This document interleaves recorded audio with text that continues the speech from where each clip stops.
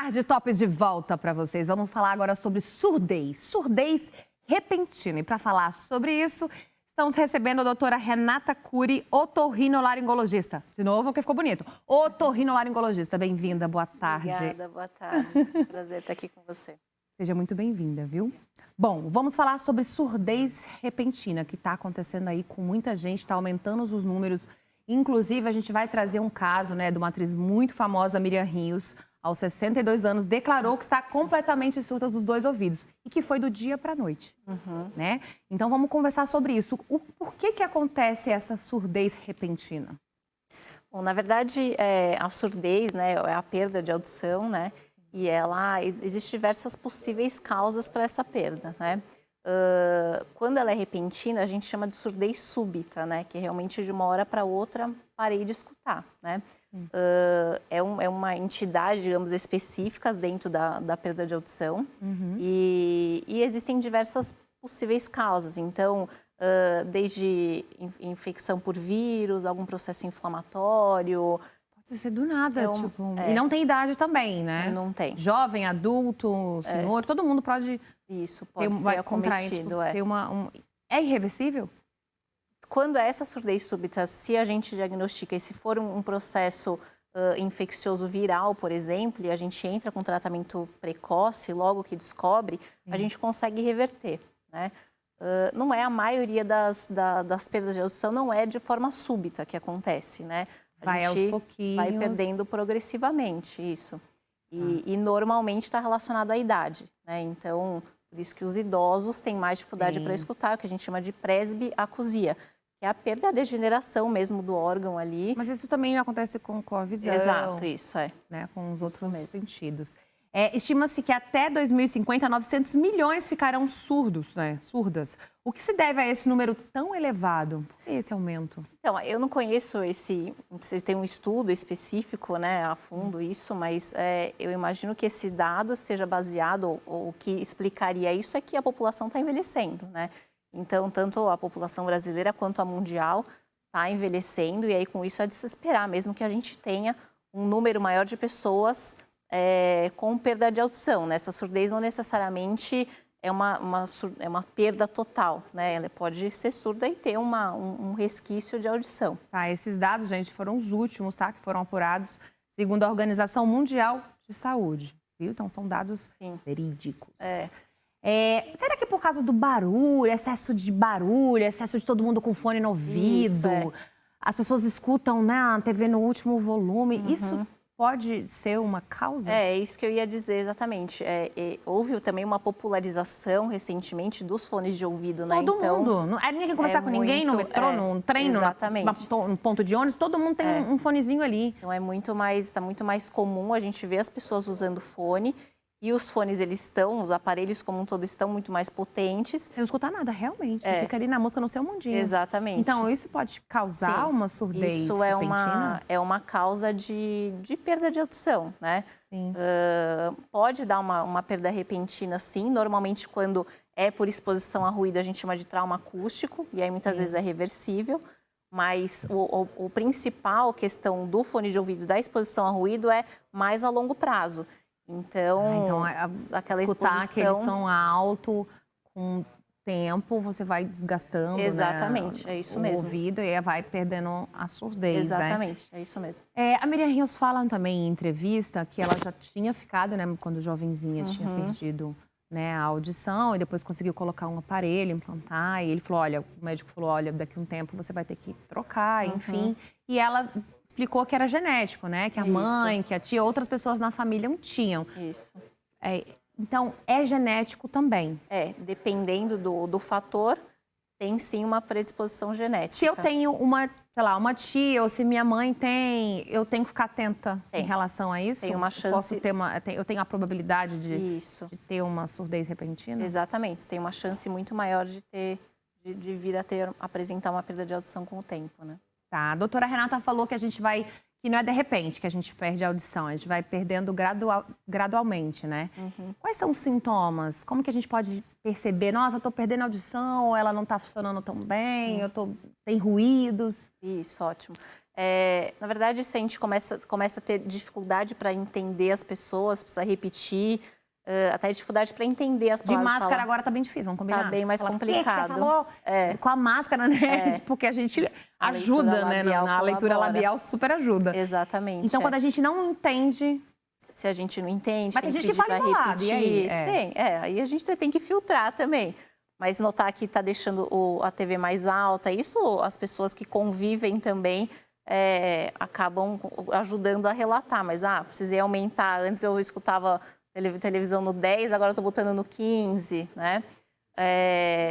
Às vezes na rua, não escutei a buzina do carro, alguns sons assim,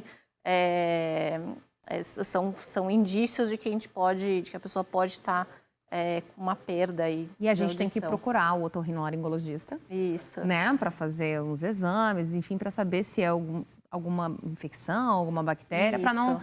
Quanto mais cedo você descobrir, maior a chance de você voltar. Exatamente. E, na verdade, existem algumas perdas, a gente tem uma dificuldade, pode ser, por exemplo, uma rolha de cera. Às vezes acumula. O que é uma rolha de cera? A cera que a gente produz no ouvido. Você que está aqui agora, otorrinolaringologista, desmistifica isso. A gente tem ou não tem que limpar o ouvido, a orelha, tudo lá dentro com cotonete? Isso, ótima pergunta, muito bom. Dentro do canal, em casa, não. Dos buraquinhos, não limpa não limpa mesmo. Não. Nossa, minha mãe limpava, passava lá, tudinho. Não pode, né? Aqui fora, na parte, né, do pavilhão, que a gente fala aqui, tudo bem. Da parte do orelhão pode, tá, gente? Só lá dentro do que não, de jeito nenhum. No conduto, não. Tem gente que produz mais cera, e aí sim, às vezes tem que ir. Tem alguma relação com alguma coisa? Não, quem produz mais cera? Não tem. Geralmente, às vezes, tem a pele mais oleosa, mas isso é predisposição individual mesmo. Posso nem passar toalha, nada, lavar? Sim, lava na hora do banho, aqui pode até lavar, passa o dedo aqui, só mais na parte de fora. Saiu do banho, seca com a pontinha da toalha macia. Aquelas hastes flexíveis não são indicadas. Não, né? Porque além acabando com a indústria do cotonete. Eu falo que deixa para limpar a maquiagem, né? Isso aí é bom, porque pro ouvido não. Para limpar aqui o cantinho. Mas ela tanto pode empurrar a cera lá para dentro, e aí sim vai dando esse acúmulo de cera, pode atrapalhar para escutar, pode inflamar também a cera, assim, a gente fica cutucando. E a própria haste, às vezes, acontece acidente de perfurar o tímpano. E aí, às vezes, a gente tem a perda de audição por causa de... São inúmeras histórias de... Tá com o cotonete, atende o telefone, tá passando alguém, levanta, caminhoneiro que tá dirigindo e faz a curva. Aí que coça, né? Uma coceirinha boa, assim. E então, aí fica lá e esquece da vida, esquece da vida, fica lá a hora, não tem nem mais cera, né? Exato. Não tem mais nada lá e tá ali limpando. Dor de ouvido é uma das dores mais desesperadoras. Eu já tive, tipo, não sei, o dente e o ouvido fica ali pau a pau, entendeu? Não sei qual que dói mais. Eu já tive, por exemplo, uma dor de ouvido mal curada, ela pode levar a surdez? Pode. Porque a dor de ouvido, ela pode ser por conta de uma otite, né? E se essa otite, se a gente não trata, a otite é a infecção, é quando tem um processo inflamatório infeccioso da parte...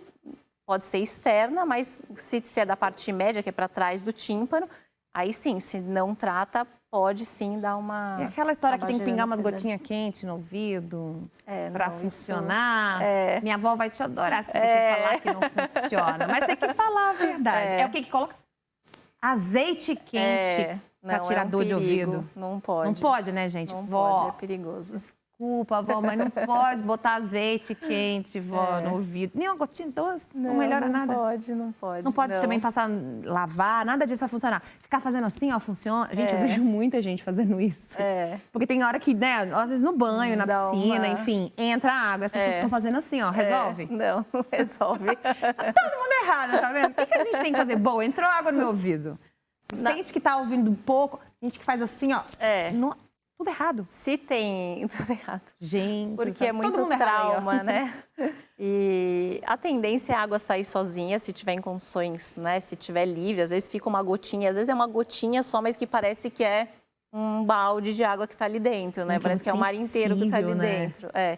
Mas às vezes a tendência é essa água sair com o tempo, mas às vezes é isso. Às vezes tem uma rolha de cera, às vezes tem a cera que vai ficando ali endurecida. Mas aí, não pode limpar, como que faz? Tem que procurar o otorrino para limpar. Então, todo mundo tem que ir no otorrino de quanto tempo, então? Gente, vamos pro otorrino. Eu, por exemplo, nunca fui, tô sendo super sincera. Precisa dar uma olhada. Às vezes chega lá e fala, não, aí tira uma sobrancelha, nossa, mas Eu nem percebi que eu não escutava, que eu não estava olha escutando. isso, então tem que ir no otorrino. Então, de quanto tempo tem que ir? Por exemplo, eu vou fazer 38 já. Quem não tem nenhuma, né, tem perda de audição, aí a gente tem que acompanhar cada 6 meses, um ano. Não, quem não tem, tipo, escuta mas super é bom bem. uma vez por ano a gente dá uma olhada, né? Na hora de fazer o check-up, vai também no otorrino. Exatamente, Entendi. Tem gente que tem aquele... Eu conheci gente que tem aquele zin que fica pra sempre. A pessoa só dorme com o ventilador. É real, tá isso, gente. A pessoa consegue viver com barulho zin desse jeito, assim. Aí tem que ligar o ventilador, a televisão, porque senão não consegue dormir. O que é triste, isso? é o zumbido, né? Por que dá esse zumbido? A grande maioria das causas de zumbido está relacionada com perda de audição. Então, quem tem perda de audição tem uma chance maior de ter zumbido. Porque, na verdade, a gente deixa Mas de o escutar zumbido vem os primeiro sons. ou a perda de audição? Normalmente a perda. Normalmente a perda. A pessoa não tá percebendo que tá, então. E Ah, tem sim. cura? Como é que faz pra tirar esse zumbido, gente? Porque deve ser horrível. Então, se é perda de audição, aí tem que ver o grau, o tipo de perda. Às vezes a gente coloca o aparelho, né, de audição e aí ele ajuda a dar uma mascarada no zumbido. Mas o zumbido também tem diversas outras possíveis causas. A gente faz um exame de audição, a audiometria está normal, não tem perda, mas por abuso de cafeína, café. Me conta isso. O que é o abuso da cafeína? Que é todo mundo viciado em café. Tudo que tem cafeína, então café, Coca-Cola, chocolate. Chocolate também? Chá mate, chá preto, chá verde. Meu Deus, o que é o excesso? É assim, se a gente for considerar o café, que é o principal, de umas 4 xícaras por dia. Não mais? Não. 4 assim, xícaras, gente. É pequeno ou grande? Não, xicrinha pequena. Xicrinha. Pequena, gente. 4 xícaras. Deixa eu tomar 4 xícaras, eu posso comer um chocolate? Pode. Ou já tá... Nossa, o consumo excessivo de cafeína. Eu não sabia disso, olha que loucura. Ele é muito estimulante de toda a parte interna da orelha. Então, pode dar zumbido, pode dar tontura, né? Então, às vezes a gente toma muito café porque a gente dormiu mal e tem que ficar acordado, porque a gente tem essa, né? A gente quer brigar com o nosso ritmo, com o nosso corpo, então tomar muito café. Se você ficou tonto, pode ser isso. Eu acho que eu já devo ter ficado tonta, sabia? Nem reparei, achei que era outra coisa, achei que tava de barriga vazia e comi mais ainda. E não era o café. O que mais? Além do café, tem outra coisa aqui? Uma alimentação desregrada, então ficar muito tempo em jejum. Abuso de massa, a galera do jejum intermitente tá te adorando nesse momento. Né? Jejum pode provocar a perda de audição. Pode, não é que vão te adorar, estão todos seguindo agora no Instagram. Todos seguir agora no Instagram, imediatamente. Pode fazer, mas quem começa a ter esse tipo de sintoma, a gente identifica que tem esse tipo de rotina e a gente tem que cortar pelo menos por um tempo, né? Porque isso pode colaborar. Quem já tem uma predisposição. Quem é super jovem e não escuta, você fala, fulano... A pessoa não olha, isso é normal? Não, todo mundo fala assim, a gente tem um sentido que funciona melhor que o outro. Existe isso ou nada a ver? Não, na verdade, assim, aí vai mais um pouco da parte da desatenção, da característica de cada um. Mas tem realmente pessoas que não têm perda de audição, mas é mais por desatenção você chama e não escuta. Mas... Pode ser desatento. Pode ser. Até pode, né? Tem pessoas que têm uma audição mais sensível mesmo, que falam, nossa, tá muito alto esse som. Sim. Tem a ver com surdez, enfim, que pode vir ter uma perda de audição? Não tem nada a ver? É audição uma predisposição, sensível. Isso é de cada um? É de cada um. Hereditário, não? Não, isso não tem relação. Tem gente que não... Eu adoro música alta, não vou mentir. Eu preciso... Começa o programa, eu fico... Sobe a música, sobe. Eu preciso da música alta para poder bater, entendeu? E tem gente que não suporta. Tem gente que fala baixinho e alguém que fala alto já incomoda. Tem gente que grita o tempo inteiro. Isso aí é característica. É característica. E o curioso é que o tratamento disso é exatamente se expor a ruído. É a melhor forma de... Porque daí a gente tem liga o som bem alto. Após as 10 não, tá? Que senão os vizinhos não vão gostar. Antes das 10, liga o som bem alto, chama o boy, o maridão pra dançar, os filhos. Olha aí, é uma boa. Então, esse é um dos exercícios pra fazer, não? É se expor a ruído. É o que melhora esse desconforto, né? Sim. Com sons. Agora, como a família e os amigos podem ajudar essa pessoa que vem perdendo a audição, né? Primeiro tem que orientar bastante, tem que identificar a perda. Então, notou que a pessoa está com dificuldade. Um sinal muito importante, principalmente em idoso, é que a pessoa vai se isolando. Não só idoso, mas idoso é mais comum. Entendi. Mas a pessoa vai se isolando. E aí, tá numa conversa de família, perguntar o quê, e aí conforme vai passando o tempo, ela deixa de participar da conversa. Sim, e fica agressivo, né? É isso, não tá escutando? Não, quando não tô. chega no limite. Senão não posso, tem que ter paciência, Exato. né, com os senhorinhos. Agora vamos falar dos aparelhos, vai. Isso. Eu vi um vídeo na internet, queria muito mostrar pra vocês. Um vídeo de uma criancinha, um bebezinho, que, tipo, primeira vez que ele escutou o nome da mãe, a reação dele, juro, me emocionou só de lembrar. Você deve ter visto, acho que todo mundo viu esse vídeo. Já existem os aparelhos, então, porque a criança que nasceu surda ou que perdeu com o tempo, já tem os aparelhos super modernos. A pessoa tem a audição normal. Isso, tem. Na verdade, para quando é perda assim do nascimento, genética, normalmente é indicado o implante coclear, né, que a gente já coloca. Como significa esse implante é colocado? Isso, é uma prótese implantável, não né? Não é aquele de fora, é aquele não é isso, não é esses que a gente chama de esse de fora, a gente chama de aparelho de amplificação sonora. Ele funciona como se fosse um alto-falante mesmo. Entendi. Então coloca aqui, ele aumenta o som. Lógico, hoje em dia a tecnologia está muito mais moderna, então eles estão muito mais fáceis de adaptar, né? Agora, o outro tipo de tratamento é o implante coclear, que a gente usa bastante para criança com perda congênita, mas também é usado em adultos, né? Todo mundo pode fazer, então, implante? Tem as Tem suas alguma indicações. contraindicação, não? Tem da parte de anatomia, principalmente, a gente tem que fazer exame de imagem, porque a gente coloca um eletrodo dentro da cóclea, que é aquele caracolzinho que é o órgão da audição. Sim. Então, é um procedimento cirúrgico que aí coloca um eletrodo mesmo lá dentro que vai estimular diretamente os receptores. Mas que bom aí que, né, a gente tem soluções aí para todo mundo ouvir os pássaros, os barulhos da chuva. Muito obrigada, doutora Renata Cury, que não é parente do Augusto Cury, porque é com I. Otorrinolaringologista, muito obrigada aos seus contatos para quem quiser marcar uma consulta para ouvir melhor, para limpar o ouvido, gente. Não fazer assim, nem assim, tirar cera. Muito obrigada, viu? Obrigada. O meu contato é renatacury.otorrino no Instagram e tem o WhatsApp que é 999497016. Foi um prazer estar aqui. Muito obrigada. Obrigada. Muito obrigada a vocês também que ficou comigo até agora. Agora, na sequência, vem Luciano Faccioli, cheio de notícias, só coisa boa. Beijo e até a próxima. Alô, alô, alô, Brasil, tudo bem? Grande abraço. Olha a hora de Mandiaquete Fabene, hein? Eita, coisa boa. Eu já quero apresentar o tema de hoje, ou o prato de hoje. O tema é mangiare, né? Bom, o prato de hoje com a chefe Teia Lofrano. Tudo bem, Teia? Tudo bem. É a primeira vez aqui? Sim. Devia ter perguntado antes, mas eu não perguntei, comigo não tem muito frufru. É a primeira aqui. Primeira vez. Legal, legal. Fala uma frase inédita, tem que seja a primeira de muitas. Essa é antiga, hein? Com certeza. Essa você não era nem nascida e eu também não, espero que né? você aprove aí. Com certeza. Ó, a Teia vai fazer este prato que você vai ver. Minha Nossa Senhora, aliás, já está vendo, né? O Ricardo já está mostrando, que é o rolinho ou rolinhos de berinjela com ricota e tahine. Isso. O que eu vou te perguntar, não vai estranhar não, eu pergunto para alguns profissionais da gastronomia que vêm aqui, quando é uma receita, teoricamente simples. Eu falo, mas esse prato não vai brigar comigo, hein? Qualquer pessoa faz. Aí acredito que a sua resposta seja de outros colegas que falam, qualquer pessoa, vírgula. Porque o meu rolinho de berinjela com tahine e ricota é melhor que todos os outros do planeta Terra, é isso? É isso mesmo. E por quê? E por quê?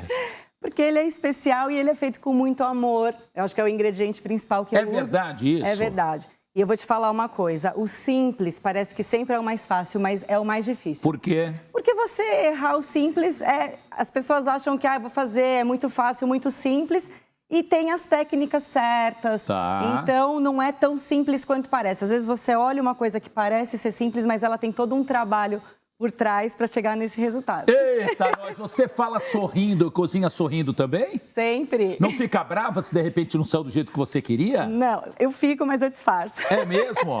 Hoje não é o caso, né? Pelo amor de Deus, né? Não. Tá bom. Não, minha marca registrada é essa. É alegria? Como é que o pessoal, a gente vai sempre acreditar ao longo da sua participação. Eu já volto aqui, mas já para antecipar para quem nos vê, na Rede Brasil de televisão, pelo país inteiro, as maneiras que as pessoas podem, uma maneira mais indicada para acompanhar seu trabalho, qual é? Eu estou no Instagram como Teia Gastronomia E eu também estou no aplicativo Daily Hack, ao lado de chefes super renomados. Como você. Obrigada. Sério? E aí lá toda semana a gente posta receitas exclusivas, é um aplicativo novo super legal. Ah, que legal. Qual que é? Daily Hack. Daily Hack. Isso. Tá. Quem é aquela mocinha que está nos filmando no celular? Quem é? Minha assessora aqui. Meu Deus do céu, qual o nome dela? Cristiane. Cristiane. Pô, a Cristiane devia ser gordinha, porque assessora de imprensa de chefe renomado e que faz coisas gostosas devia ser, né? É. O assessor devia ser eu, gorducho. Mas ela é vegetariana, então... Agora eu entendi a história. Ó, fica aqui quietinha, não mexa em nada, Tá por bom, favor. pode deixar. Eu já volto, tá bom? Obrigada. Legal? Até já, hein? Tá. Obrigado, eu. Ó, o outro assunto de hoje, doutora, o cumprimento agora tem que ser assim, né? Senão o bicho pega, os vigilantes de plantão, aquele chato já vem torrar a paciência alheia, né? Olha, o outro assunto do nosso programa, Tirar que eu enxergo melhor, é com a doutora Raquel Seródio, advogada a partir do Rio de Janeiro, não é? Aliás, muito obrigado por estar aqui. E a gente vai falar, ela que é uma advogada feminista, cofundadora do coletivo de advogadas familiaristas feministas, é uma pesquisadora nas áreas de direito das famílias, o direito de família, de violência de gênero e direitos humanos. Essa pergunta também, eu sou meio relógio de repetição, doutora, eu prefiro assim, né? Não que seja nada ensaiado, roteirizado, que Deus me livre, ele sabe, eu rasgo tudo e vou-me embora. Por que a senhora abraçou essas questões jurídicas, hein? Minha primeira especialização foi em processo civil e direito civil. Tá. Trabalhando nessa área, eu comecei a receber muitas demandas de direito de família, direito das famílias, como a gente fala hoje em dia, né? E eu comecei a me especializar porque eu comecei a perceber socialmente, né, e historicamente, a diferença entre homens e mulheres e crianças dentro da sociedade. Então, por conta disso, eu fui me aprofundar, fui pesquisando as diferenças sociais, históricas, né, do gênero, né, da posição da mulher na sociedade, do homem. E por conta disso, né, por conta de todas as lutas históricas das mulheres, até a gente chegar na Constituição de 88, eu acabei abraçando essa área, né? Tá, aliás, eu me equivoquei, ou errei mesmo, né? Que uns por aí equivoquei, não, eu errei, pô. Então, não fala direito de família, é outra situação, né? É porque direito de família é como se só existisse um tipo de família na nossa sociedade. Então, direito das famílias. Então, nós chamamos de direito das famílias, porque toda forma é de família, e não é só uma, né? Nós temos famílias, vários tipos, né? A família debonista, nós temos poliamores, nós temos famílias heterossexuais, famílias homossexuais. Então, todas essas formas de famílias contemplam o direito das famílias. Te fazer uma pergunta que a doutora Raquel vai falar, pô, mas esse gordo é louco, eu não volto nunca mais aqui. Você é inteligente, né? Tô falando sério. Ficou sem graça? Eu me pesquiso, eu estudo. Vermelha, deve ter falado, esse cara é maluco, pô.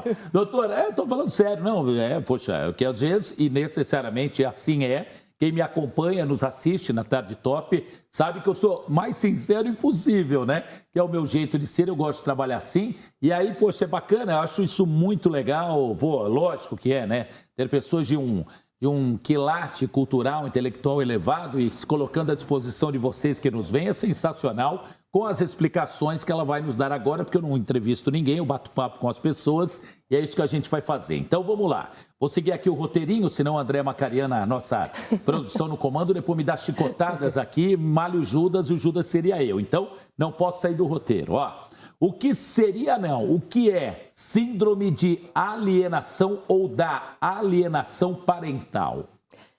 Então, a síndrome da alienação parental, ela é uma...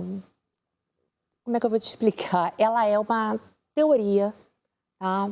Acunhada pelo Richard Gardner, um americano, onde ele entendia, dentro dessa teoria dele, ele era um psiquiatra, onde ele dizia que depois de um casal se separar, os homens muitas vezes eram afastados dos seus filhos porque as mulheres, mães, implantavam falsas memórias nessas crianças para separar os pais dos filhos. Caramba! Então, ele, com essa teoria dele, uma teoria, inclusive, que não existe uma cientificidade sobre essa teoria, né? O que ele fazia era escrever sobre ela em sites, em revistas, mas ele não era avaliado pelos pares dele, então não era uma teoria científica, mas se tornou muito conhecida nos Estados Unidos. Falo besteira, doutor, e fique à vontade, hein? era uma teoria dele. Exato, é uma teoria dele. Ele se utilizava dela para fazer laudos psiquiátricos em processos judiciais, tá? Na década de 70, 80. Agora que eu digo, poxa. Isso, e por conta disso, foi uma síndrome, quer dizer, tem o nome de síndrome, mas não tem CID, tá? Não é reconhecida pela Organização Mundial de Saúde. Não só para o pessoal que nos vê entender ainda melhor. Síndrome necessariamente ou é equiparada ou é comparada, síndrome é uma doença. É uma patologia. Mas não é.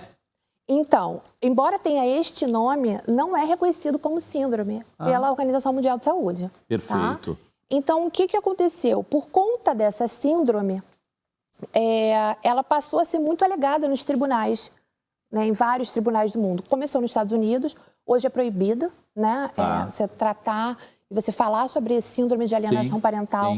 É uma determinação da Suprema Corte Americana.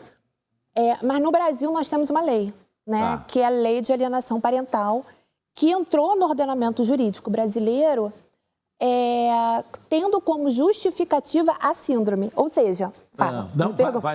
Ou seja, a Lei de Alienação Parental, ela tem como justificativa a síndrome de alienação parental, ainda que não tenha o nome. Tá. Entende? Entendi. Então, nós temos hoje no nosso ordenamento jurídico, o Brasil é o único país que tem uma lei que trata desse assunto, porque ele é um assunto extremamente complexo.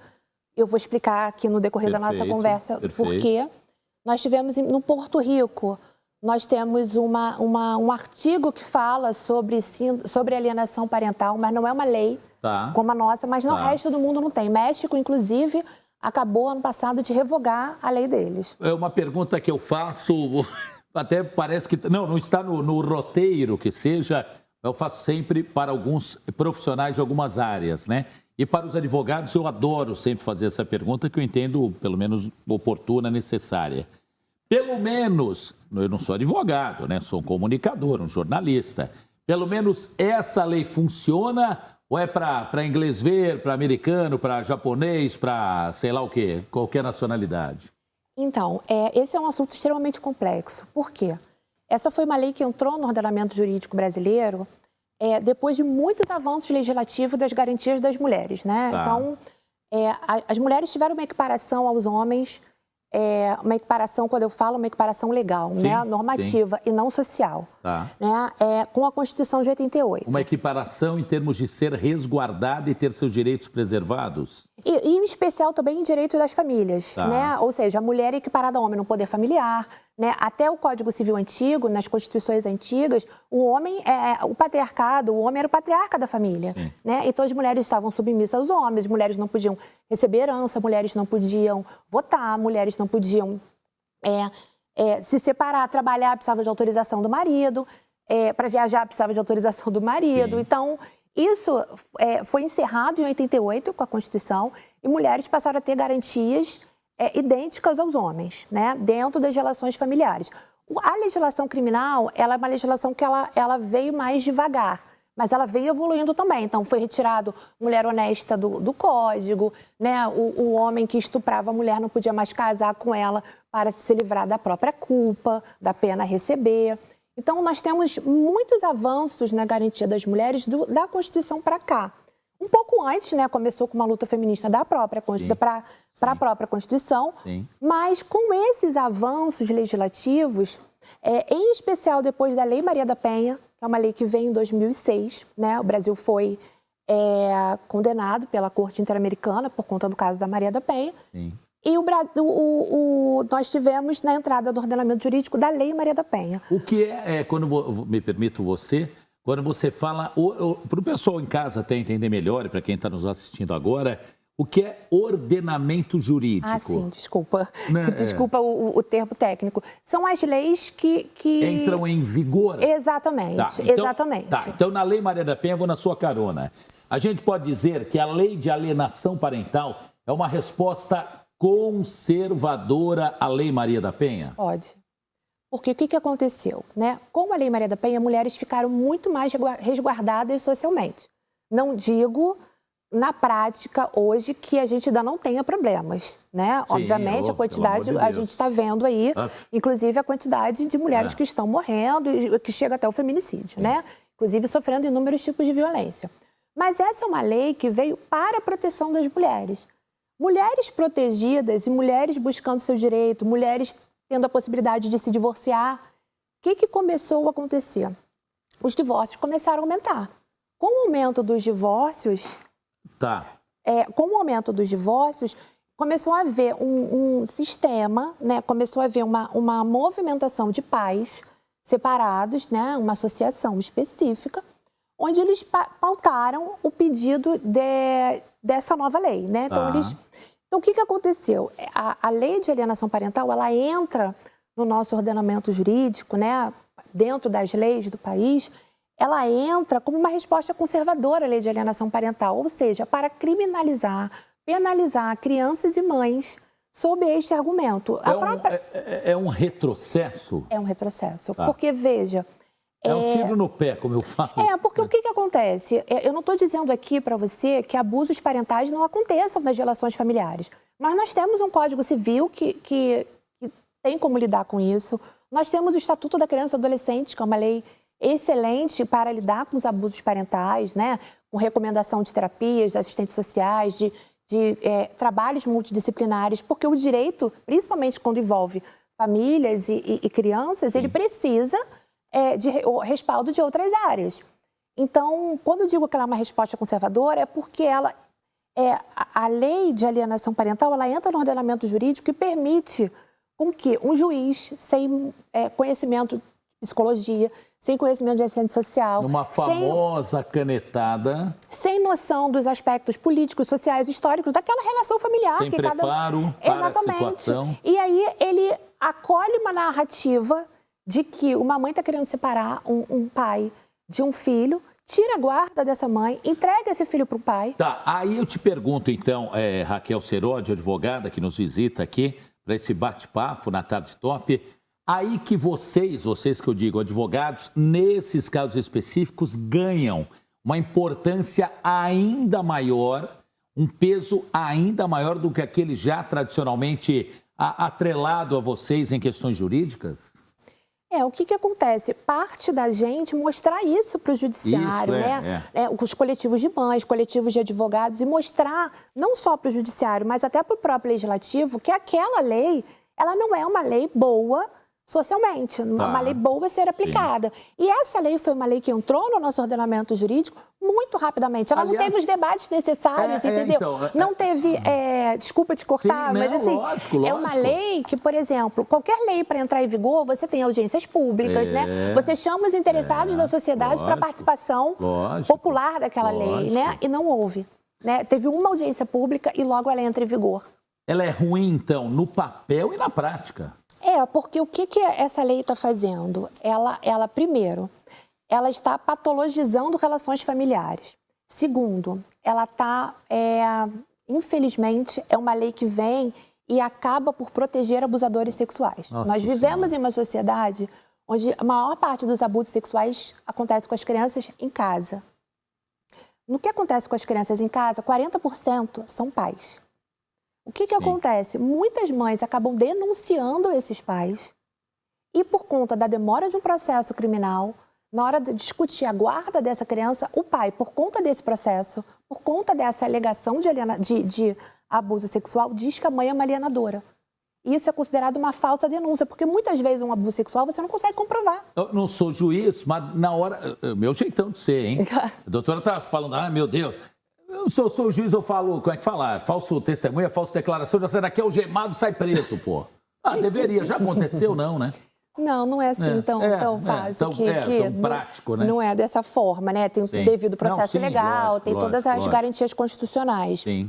Mas é uma lei que acaba por tratar de forma muito perversa mães e crianças, entendeu? Pois não. Doutora Raquel Seródio, como as pessoas podem, advogada... como as pessoas podem, ela é cofundadora do coletivo de advogadas familiaristas, feministas e pesquisadora nas áreas de direito das famílias, violência de gênero e direitos humanos. Como as pessoas podem conhecer mais do seu trabalho como profissional da área jurídica, hein? O coletivo, ele está nas redes sociais, né? Coletivo de Advogadas Estamos Familiaristas. acreditando já, tá. Coletivo de Advogadas Familiaristas Feministas. Eu sou sócia, fundadora do meu escritório no Rio de Janeiro, que atua no Brasil inteiro, que é a Raquel Seró de Advocacia. Legal, ó, muito obrigado, foi muito oportuno, foi um prazer conhecê-la pessoalmente. agradeço. E vamos marcar, quando a doutora estiver em São Paulo, retornar a São Paulo, até pelo Zoom, aqui nosso painelzão, aqui na tela de cinema, como eu falo, da gente voltar ao tema. Vamos. Tá bom? Estou à disposição. Muito obrigado. Posso que lhe fazer um agradeço. convite? Pode, Se a claro. senhora quiser, vai ter um rolinho de berinjela que é sensacional, hein? Eu vou querer. Vai? Então, demorou. Olha aí, depois do intervalo, tem rolinho de berinjela com ricota e tahine. Ai, minha Nossa Senhora, a chefe Teia falou que é bom demais. Tenho que provar, tá no meu contrato, né? Depois do intervalo, até já.